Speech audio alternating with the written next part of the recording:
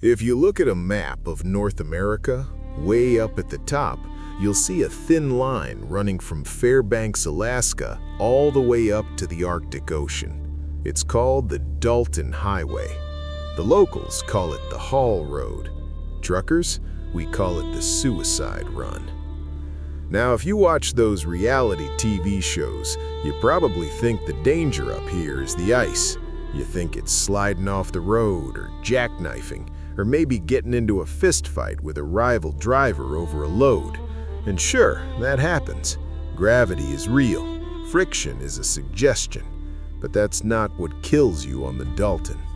What kills you is the void. See, most people don't understand what cold actually is. At 32 degrees, water freezes. At 0 degrees, exposed skin hurts. But up here, on the North Slope during the polar night, it gets down to 60 below zero. At -60, physics starts to break. Steel becomes brittle and snaps like glass. Diesel fuel turns into a thick, useless jelly. And the human mind, it stops processing reality correctly. There's a phenomenon called the void stare. It happens when you drive for 12 hours into a world that is completely white. No horizon, no trees, no sun, just your headlights cutting into an infinite frozen canvas. Your brain gets bored, it gets lonely, so it starts to paint things on the canvas. It starts to invent friends. It starts to invent monsters. My name is Rook. I've been driving the Haul Road for 25 years. I've delivered everything from oil rig drills to prefab houses to the edge of the world. I follow the rules. I don't stop for hitchhikers. I don't look at the lights too long. But last Tuesday, I took a load from Fairbanks that wasn't on the manifest, and I learned that the things I see in the whiteout aren't hallucinations. They're just camouflage. The coffee tasted like it had been brewed in a radiator hose. It was black, oily, and burned the back of my throat with a chemical tang that lingered longer than the caffeine. I sat in the cab of the Iron Sled, my Peterbilt 379. She's an ugly beast, scars on the grille. The paint, once cherry red, is now scoured matte pink by the wind-blown ice crystals. But she has a heart, a 600 horsepower Caterpillar engine that I keep running 24/7. Because up here, if you turn the engine off, you don't turn it back on. The oil turns to glue, the battery freezes solid, and then you freeze solid. You become part of the landscape, a statue in a Carhartt jacket. I checked my gauges. Oil pressure, good. Air pressure, good. External temp, -48 degrees Fahrenheit. Balmy, I muttered to the dashboard. Beach weather. I looked at the passenger seat. It was empty, except for my co-pilot. A rusted tire iron and a thermos. I don't drive with partners. Partners talk. Partners panic. Partners see things and grab the wheel. I prefer the sled. She only talks when something is wrong. I looked in the side mirror. It was 2 p.m., but it was pitch black outside. The polar night. The sun hadn't risen in 3 weeks and wouldn't rise for another 3. Just the endless night and the snow. I shifted gears.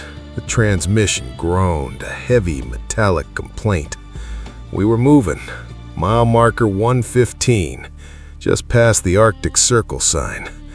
The road here is gravel and ice. The Haul Road isn't paved. Pavement cracks in the cold. It's a ribbon of packed dirt built on top of permafrost. I settled into the rhythm. The tires singing on the ice. My eyes locked on the cone of light ahead. The tunnel vision set in. You forget you have a body. You forget you have legs. You just become a pair of eyes and a pair of hands attached to the machine. Then I saw him. Rule number 5. In my peripheral vision, running alongside the driver's door, a dog, a massive black dog, wolfhound mix, running at 65 miles an hour. Its eyes were red embers. Its teeth were bared, snapping at my tires. It kept pace perfectly. No animal can run that fast. No animal can breathe air this cold without its lungs hemorrhaging. Rule number 5, the black dog check. If you see a large black dog running alongside your truck, blink 3 times hard. It is a fatigue hallucination. I didn't panic. Panic puts you in the ditch. I gripped the wheel. I squeezed my eyes shut. 1, 2, 3. I opened them, and the dog was gone. Just the snow swirling in the slipstream. "Nice try, brain," I whispered. I grabbed the thermos, poured another cup of the battery acid coffee. The black dog is a warning. It means the void stare is setting in. It means my serotonin is low. It means I need to focus, because tonight's cargo was heavy. I looked at the manifest taped to the dash. Cargo, Geo-Core Samples, Section 9, Destination, Prudhoe Bay. Warning, temp control, critical. "Core samples," the dispatcher had said. "Just rocks, Rook. Rocks dug up from a mile down." But rocks don't hum. I could feel it through the frame of the truck, a vibration coming from the trailer. And rocks definitely don't generate heat. The temperature gauge for the refrigerated trailer wasn't showing that the unit was working hard. It showed the unit was fighting to keep the inside cold. Something inside those crates was hot, hot enough to melt the ice.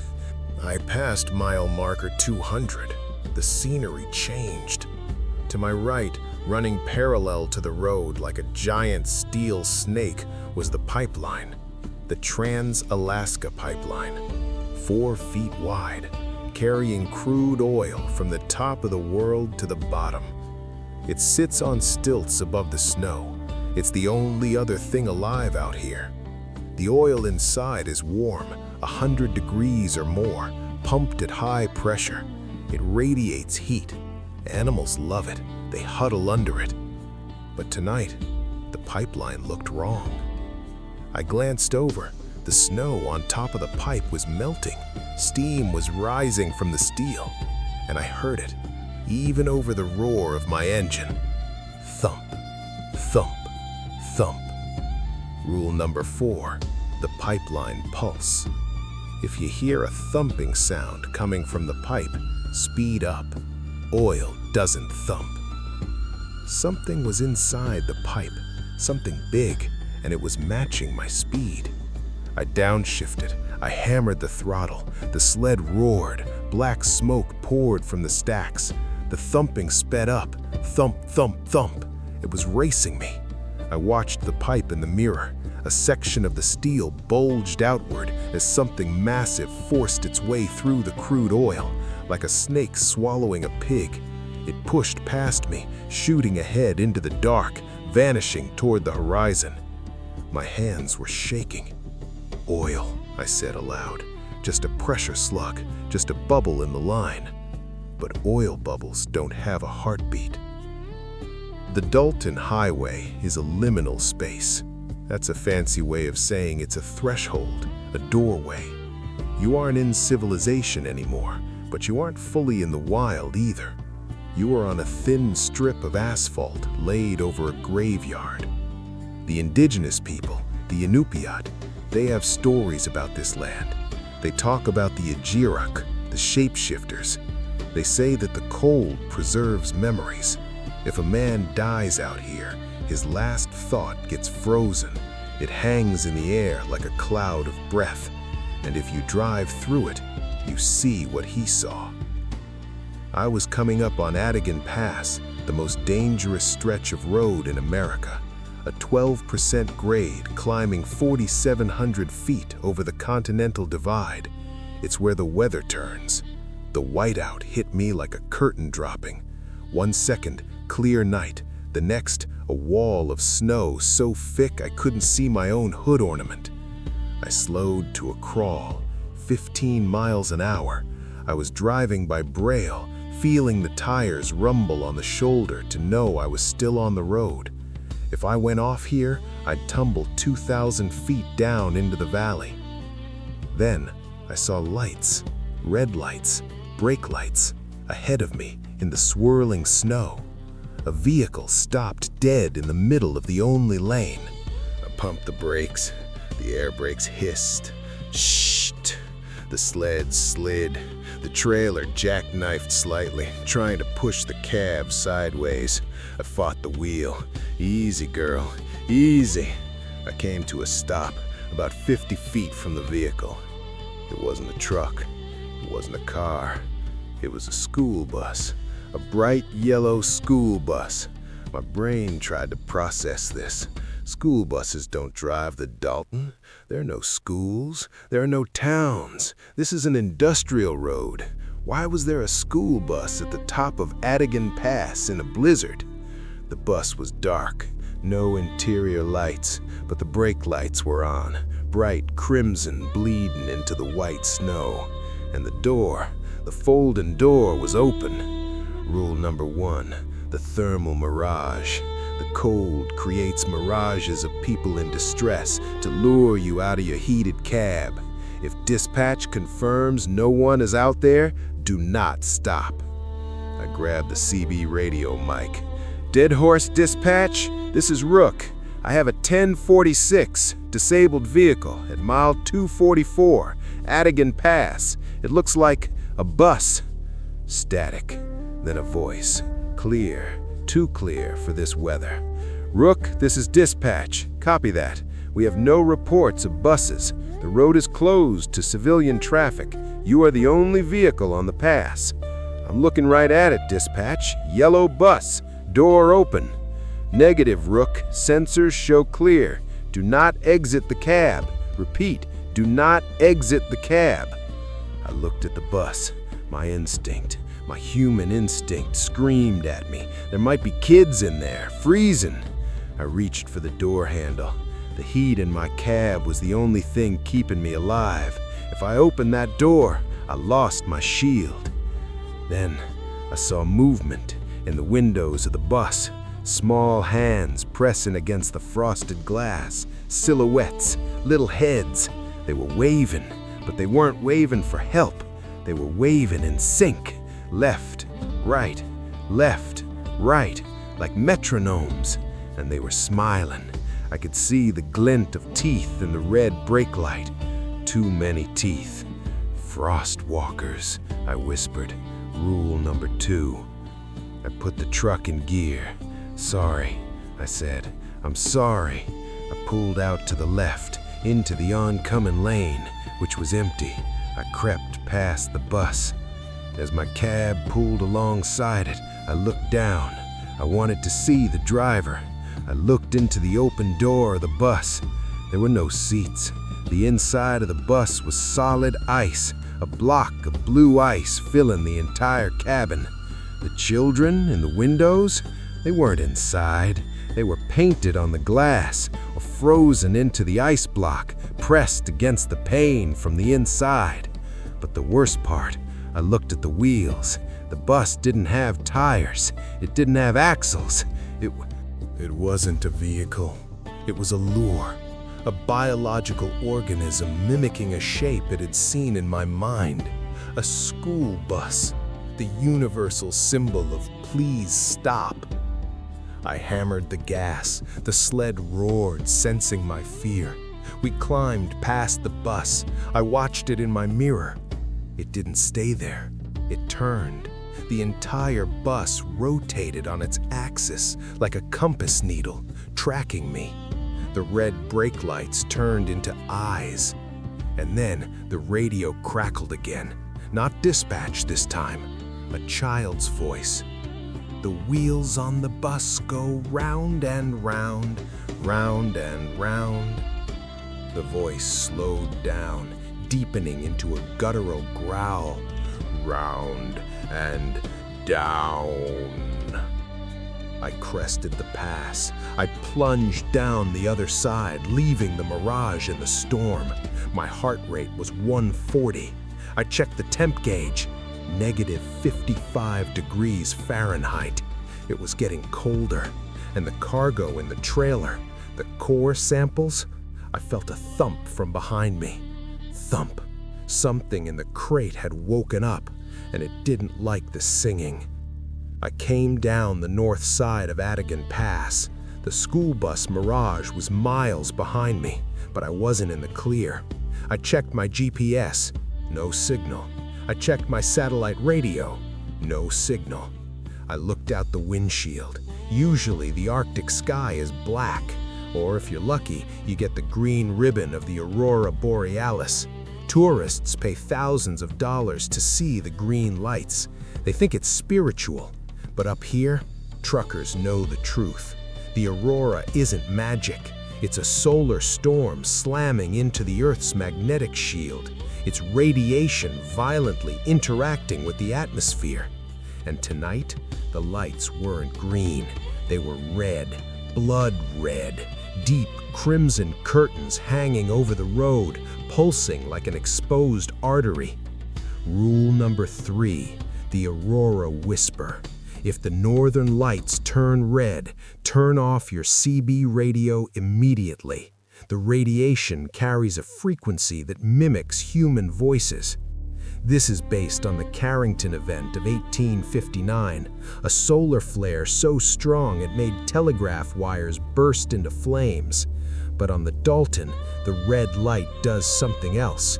It messes with the temporal lobe. It creates pareidolia for your ears.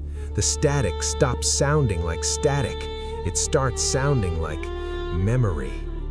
My hand shot to the radio knob. I needed to kill it. But before I could turn it off, the squelch broke. Rook? I froze. My hand hovered over the dial. That voice. It wasn't dispatch. It wasn't another trucker. It was Sarah, my wife who died of pancreatic cancer 4 years ago in a hospital bed in Anchorage. Rook, are you there? It's so cold, baby. Why did you leave the window open? I stared at the radio. The red display lights were flickering in time with the voice. "I can see your lights, Rook," Sarah's voice said. "I'm standing by the mile marker. Please, stop the truck. I forgot my coat." I looked ahead. The red light from the sky was reflecting off the snow, turning the whole world into a slaughterhouse floor. And there, at the edge of my high beams, a shadow, a figure standing in the snow. Rule number 2, the static hitchhiker. You will see people walking on the side of the road. Frost walkers. Do not slow down. The figure was wearing a hospital gown. It was Sarah, or a sculpture of Sarah made of ice and moonlight. "Don't look," I commanded myself. Eyes on the road, eyes on the asphalt. I gripped the wheel until my knuckles cracked. I drove past her. I didn't look in the mirror, but as I passed, the radio screamed. I yanked the power cord out of the CB radio. Silence returned to the cab. But the temperature gauge on the dash dropped. -62 degrees Fahrenheit. The presence of the walker had sucked the heat right out of the air as I passed. The heater vents blew lukewarm air for a second before kicking back in. I took a breath. "Just radiation," I muttered. "Just ghosts in the machine." But then I felt it. The vibration coming from the trailer. The sled shuddered. I checked the mirrors. The trailer was tracking straight, but the vibration was getting worse. It felt like I was hauling a washing machine full of bowling balls. "Core samples," the dispatcher had said. Bullshit. Rocks don't move. Rocks don't shift their weight on a straightaway. I looked at the reefer, refrigeration control panel mounted on my dash. Usually you haul food or chemicals up here, so you set the reefer to heat to keep it from freezing. But this load? The instructions were specific. Set to max cool. Keep it frozen. Keep it asleep. I looked at the gauge.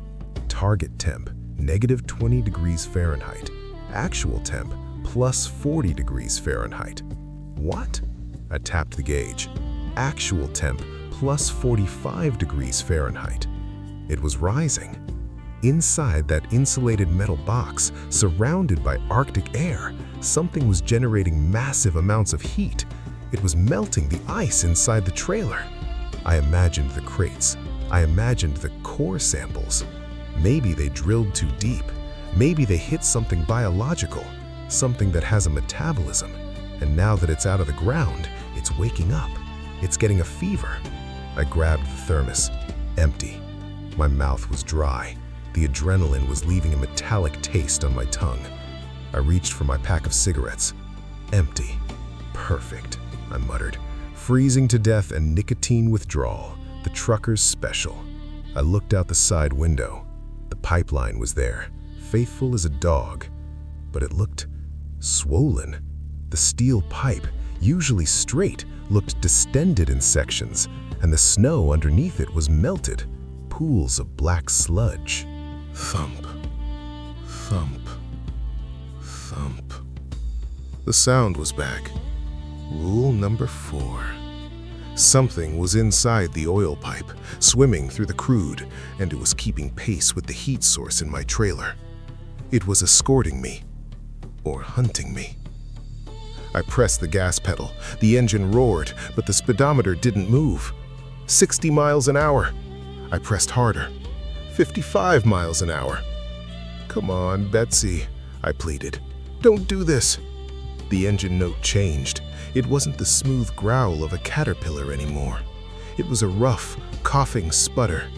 Chug, chug, wheeze. I looked at the fuel pressure gauge, dropping. I looked at the exhaust temperature, rising. Diesel gel, the nightmare. At -60, the paraffin wax in the diesel fuel starts to crystallize. It turns into sludge. It clogs the filters. The engine starves. I poured anti-gel additive in the tank before I left, but it wasn't enough. The cold was winning. No, no, no, I slammed the steering wheel. Not here. Not in the dark. The engine coughed once more, a violent shudder, and then silence. The sled died. We were coasting. I wrestled the steering wheel, no power steering now, and guided the massive truck onto the narrow shoulder. The tires crunched onto the gravel. I came to a stop. Mile marker 280. The dead zone. No cell service. No passing trucks. Just me, the red Aurora, and the thing in the trailer. When the engine dies on the north slope, you have a golden hour. That's how long the residual heat in the cab lasts. After that, the temperature inside drops to match the outside. You have about 2 hours to fix it or freeze. I put on my heavy parka, my gloves, my balaclava. I grabbed the flare gun. I grabbed the fuel filter wrench. I had to go out there. I had to change the filters and pray the fuel wasn't solid. I opened the driver's side door. The cold hit me like a physical punch. It sucked the air out of my lungs. It felt like inhaling knives. I climbed down the steps. My boots hit the ice. Crunch. I walked to the fuel tanks. I shone my flashlight. The diesel in the clear bowl of the water separator looked like Vaseline. Damn it. Then I heard a sound. Not the wind. Wood snapping. I turned my light toward the road. Ahead of the truck was a line of trees, spruce trees. But we were above the tree line. There are no trees here. These trees had been dragged here, piled up. A barricade. Rule number 6. The deadfall trap. If you see a perfect line of trees across the road, it's not a windstorm. It's a trap. The cold men build barriers to stop trucks. I shone my light into the darkness beyond the trees. I saw eyes, dozens of them, reflecting the beam. But they weren't animal eyes. They weren't green or yellow.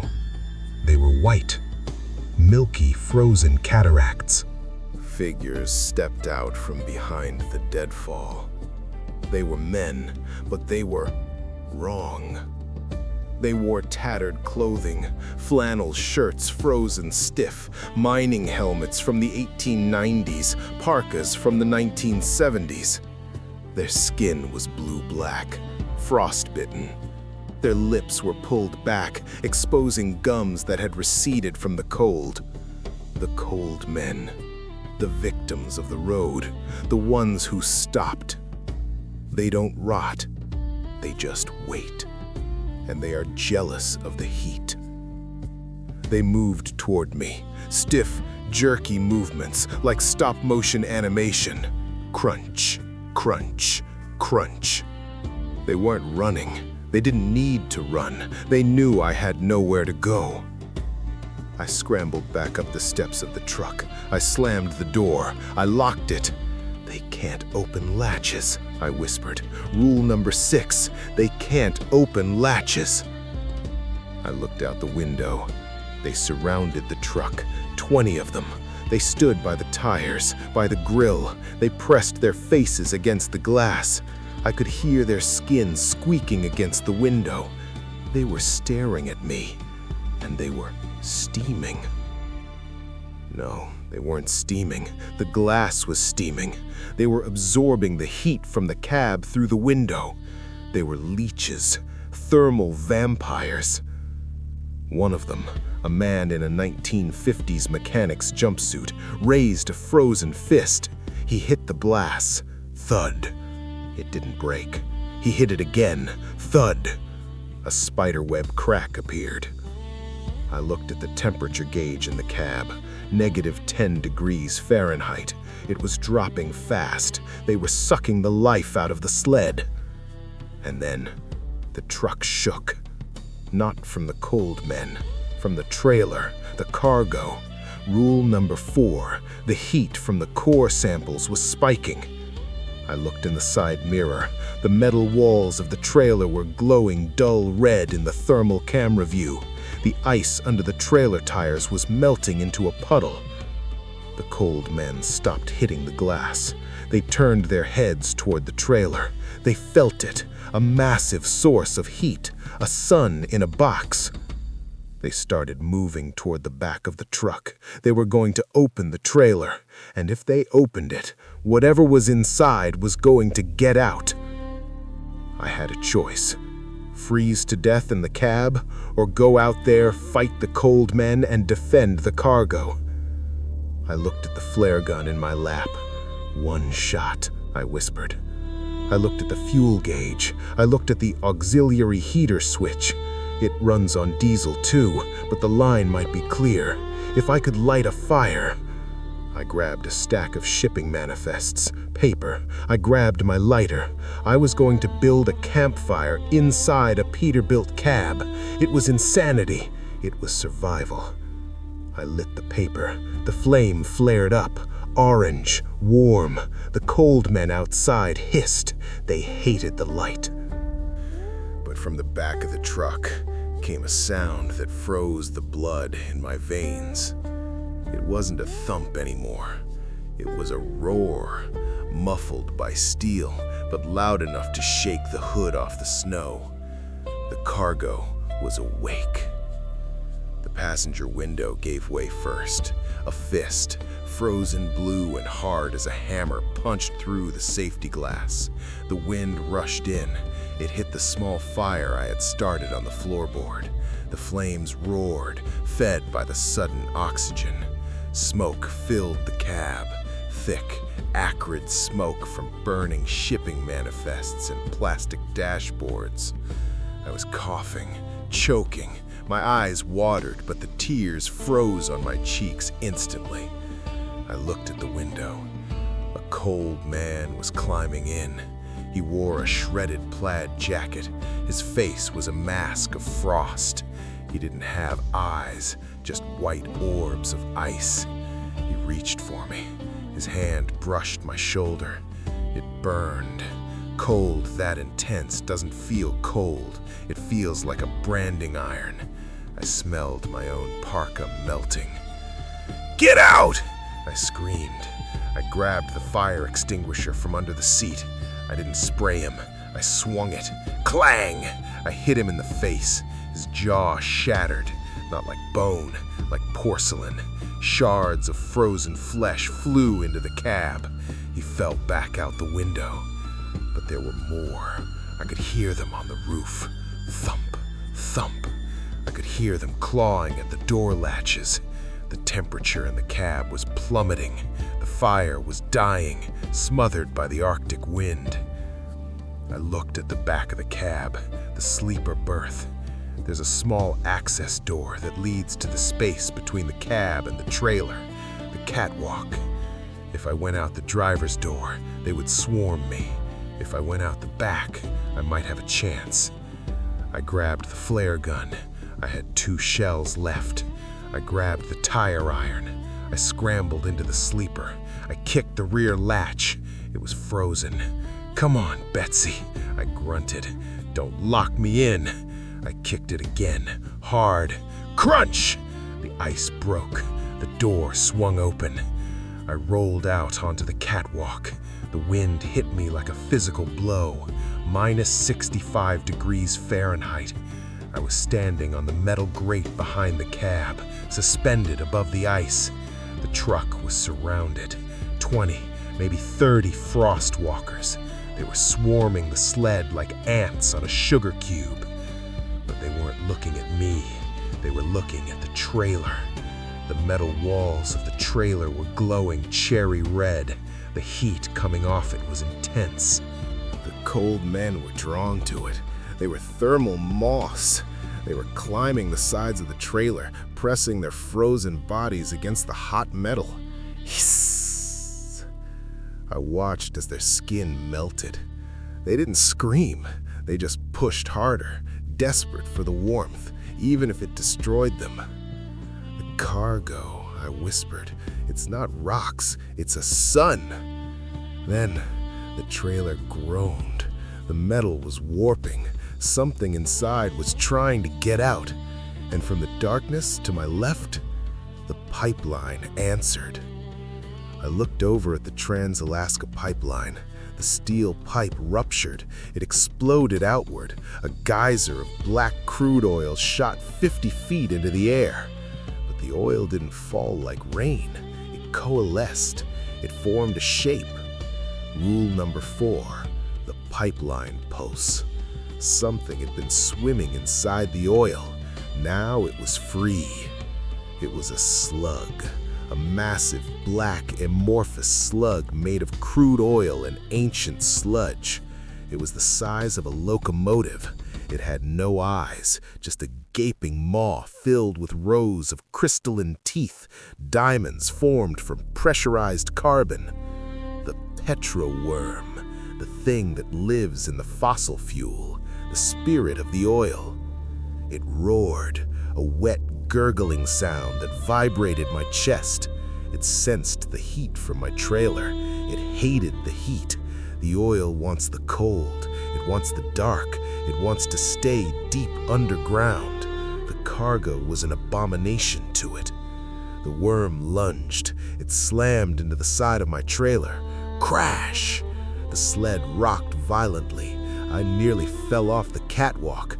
I grabbed the exhaust stack. It seared my gloves. The worm wrapped itself around the trailer, constricting. The cold men hissed and scattered like roaches. The worm was crushing the container. The metal buckled. The core sample crate inside shattered. And then the light spilled out. A beam of pure golden light shot out of the cracked trailer. It wasn't fire, it was magma, or living magma, biology based on silicon and heat dug up from the mantle, the blood of the earth.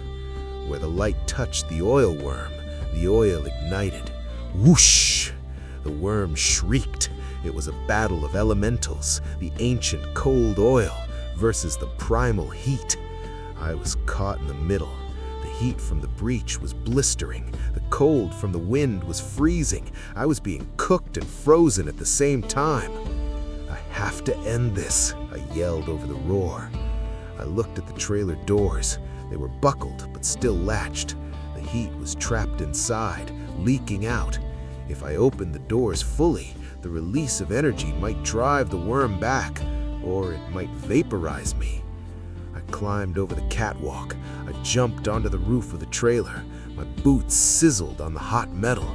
I ran toward the rear doors. The worm struck at me. A tentacle of black oil lashed out. I raised the flare gun. "Eat this!" I fired. The flare hit the oil tentacle. It burst into flame. The worm recoiled. I reached the back edge of the roof. I swung down, grabbing the locking bar of the trailer door. I hung there, feet dangling over the boiling snow. I kicked the latch. Clang! It popped open. Gravity did the rest. The heavy doors swung wide. I fell into the snow. I looked up. The interior of the trailer was revealed. There were no crates left. They had incinerated. Floating in the center of the trailer was a star, a sphere of molten rock and biological tissue, pulsating with a rhythm that matched the rotation of the Earth. It was the heart of a prehistoric ecosystem, a spore source from the time when the planet was a ball of fire. The heat washed over me. It didn't burn, it assimilated. The oil worm screeched. It tried to smother the star, but the star pulsed. A wave of golden energy expanded outward. It hit the worm.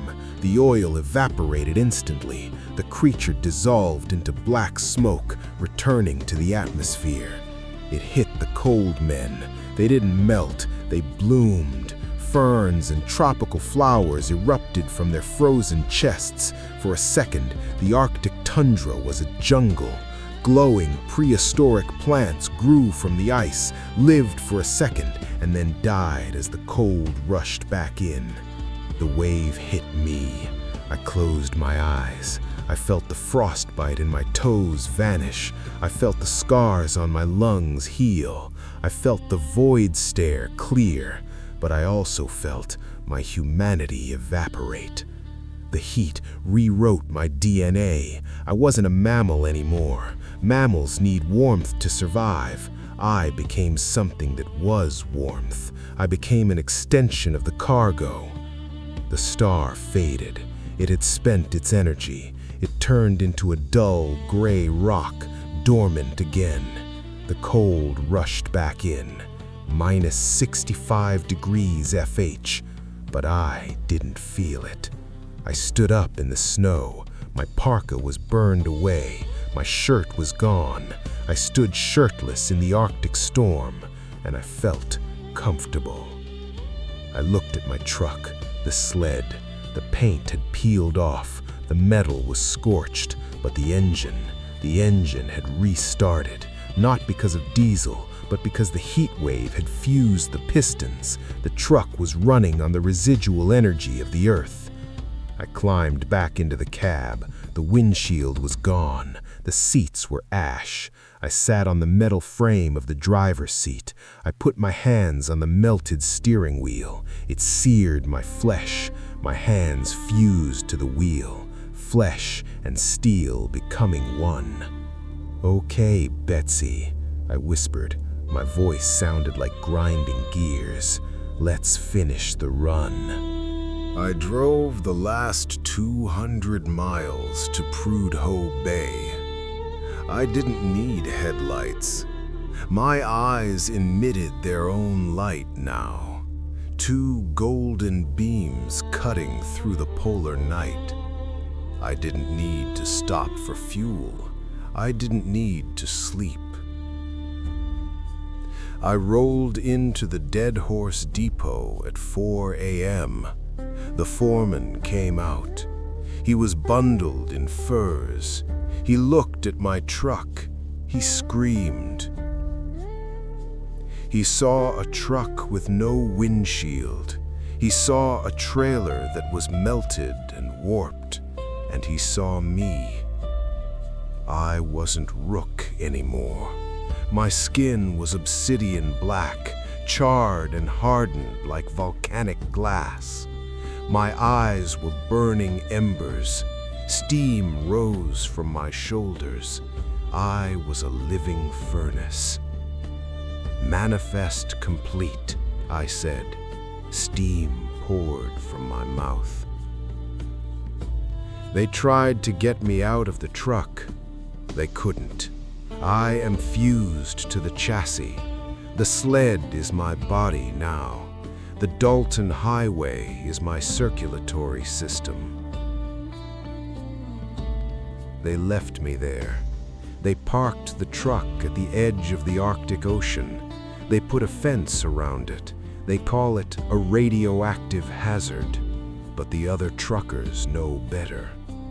When the whiteout hits, when the diesel gels, when the black dog starts running, they call for me on the radio.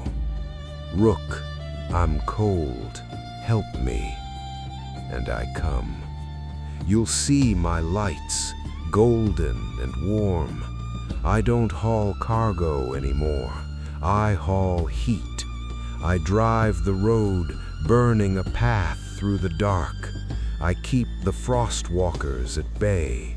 I keep the oil worms in the pipe. I am the guardian of the haul road. I am the fire on the ice. So if you see a scorched pink Peterbilt coming out of the storm, don't be afraid. Just roll down your window